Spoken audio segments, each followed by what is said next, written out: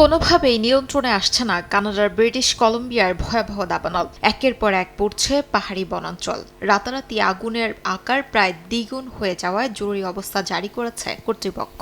দ্রুত ছড়িয়ে পড়া বাল্ডরেঞ্জের আগুনে এখন পর্যন্ত 20,000-এর বেশি মানুষকে নিরাপদে সরিয়ে নেওয়া হয়েছে। চলতি গ্রীষ্মে প্রদেশটিতে এটি সবচেয়ে বড় উচ্ছেদ অভিযান বলে জানিয়েছে কর্তৃপক্ষ।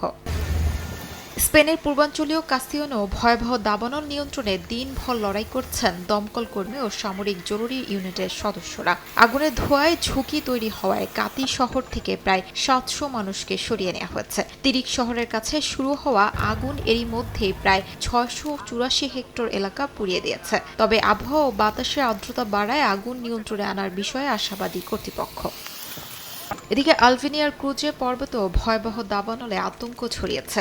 আগুন দ্রুত জনবসতির দিকে ছড়িয়ে পড়ায় আশেপাশের কয়েকটি গ্রামের বাসিন্দাদের রাতেই নিরাপদ স্থানে সরিয়ে নেওয়া হয়। আগুন নিয়ন্ত্রণে দমকল কর্মীদের সঙ্গে মাঠে রয়েছে সেনাবাহিনী। দুর্গম ও পাহাড়ি এলাকায় আগুন ছড়িয়ে পড়ায় পরিস্থিতি নিয়ন্ত্রণে ব্যবহার করা হচ্ছে সামরিক হেলিকপ্টারও। শিউলি রোসা, সময় সংবাদ।